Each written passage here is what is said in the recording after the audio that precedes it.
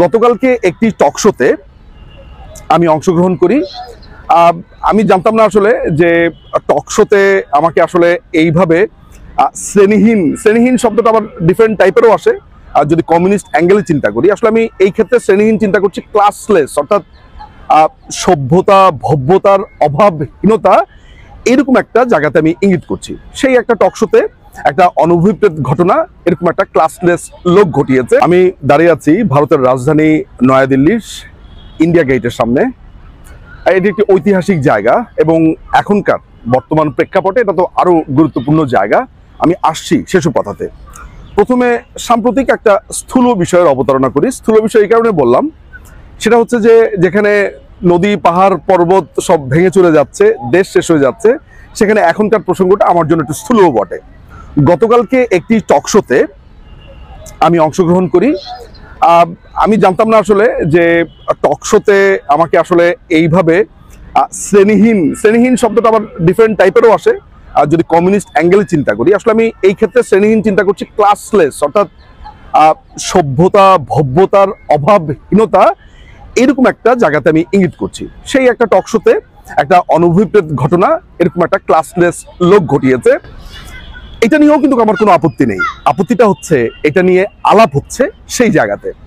কেন আপত্তির জায়গাটা সেটা আমি আপনাকে বলি। একটা দীর্ঘ সময় ধরে আমি আজকে প্রায় 2006 সাল থেকে আমি ব্লগিং জীবন শুরু করেছি। এরপর আমার অনলাইন জীবন চলছে।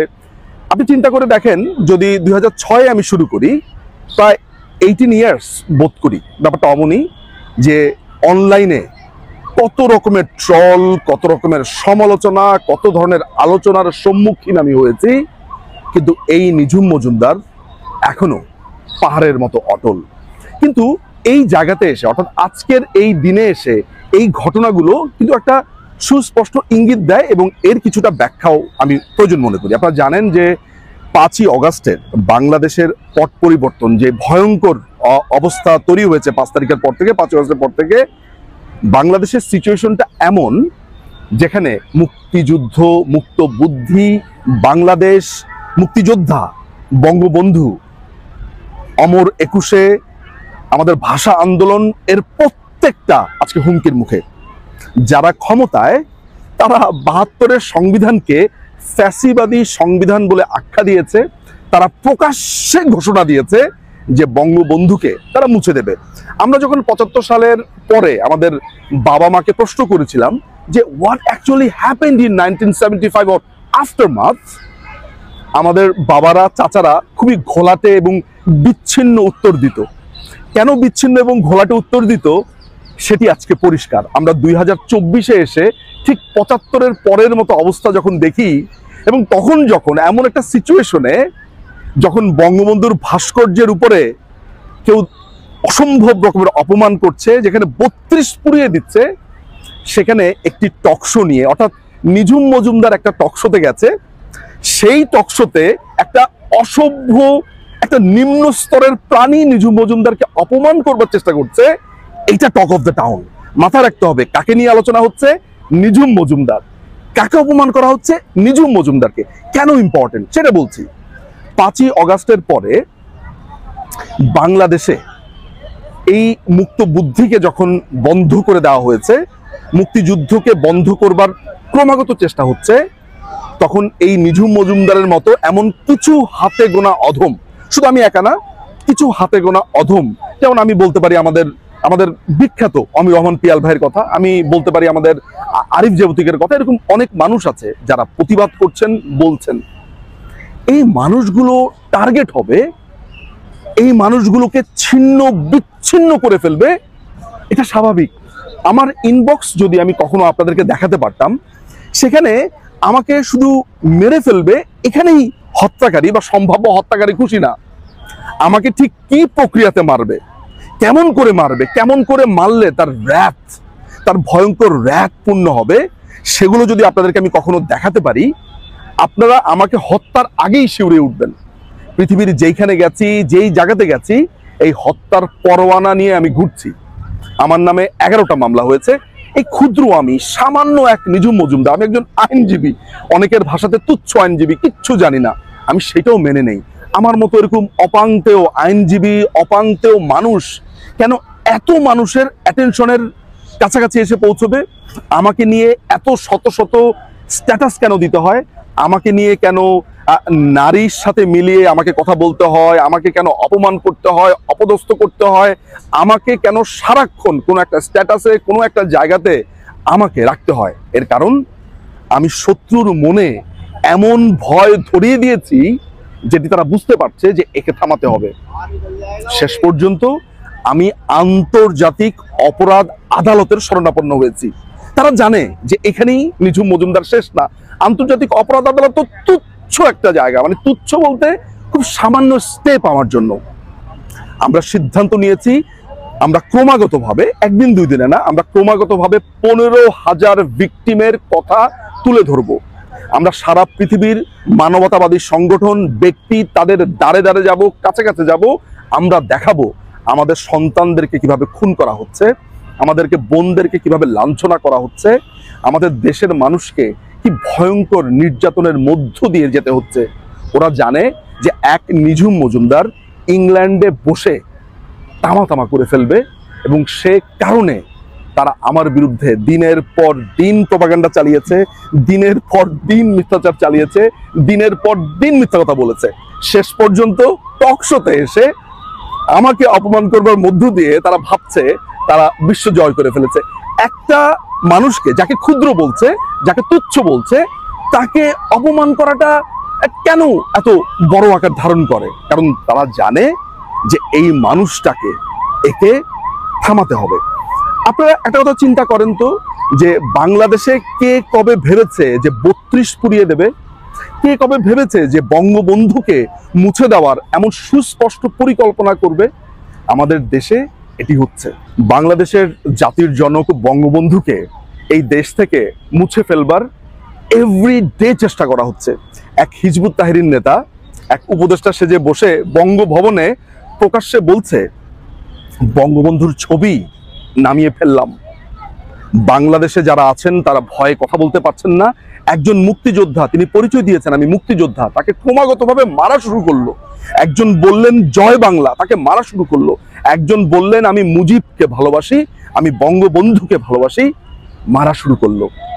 এই ভয়ঙ্কর এক দুঃসময়ে যারা কথা বলছেন, যারা সমস্ত সত্যকে দেখিয়ে দিচ্ছেন, তাদের মধ্যে খুব ক্ষুদ্র একজনের একজন আমি। ভয় কাকে নিয়ে হবে?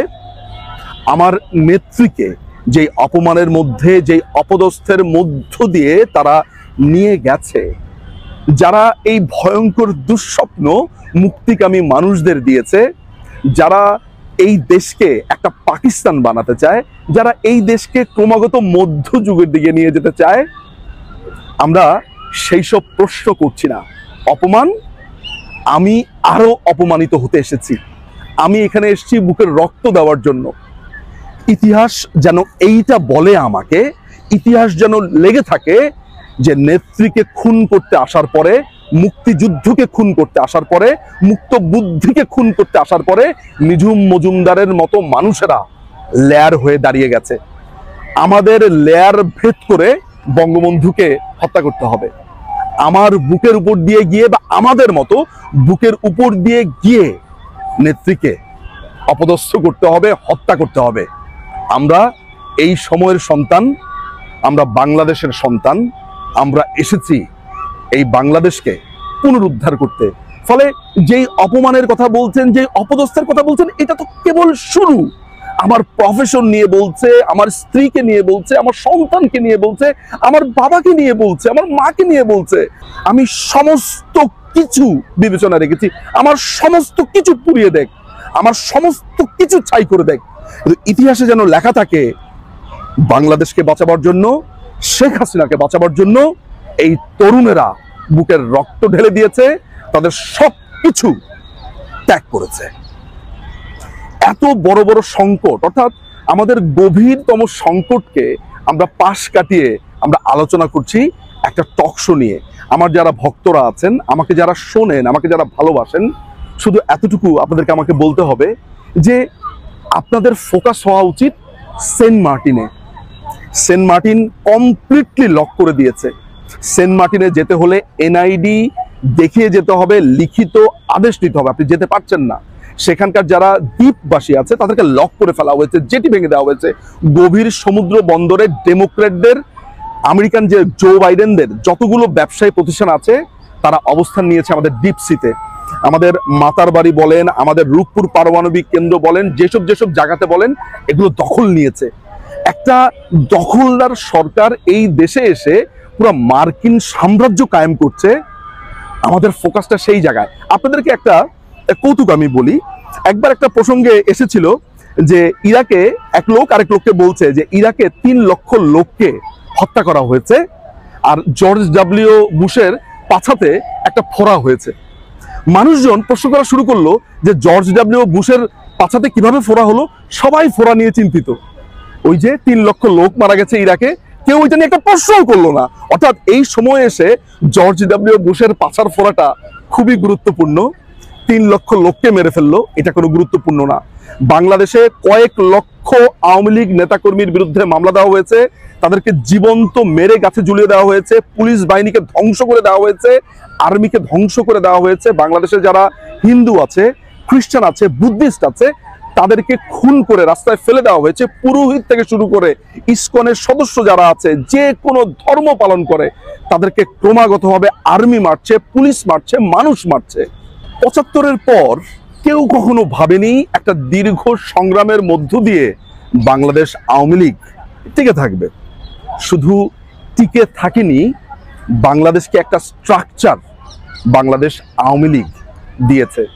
কে কবে ভেবেছিল বঙ্গবন্ধুর হত্যার বিচার হবে, যেখানে খুনিরা ওপেনলি, আজকে আমরা কি দেখছি তার থেকেও ভয়ঙ্কর। খুন করবার পরে সানডে টাইমসে স্বাক্ষর দিয়ে ফারুক বলেছে খুন করেছি, পারলে আমাকে জেলে নে।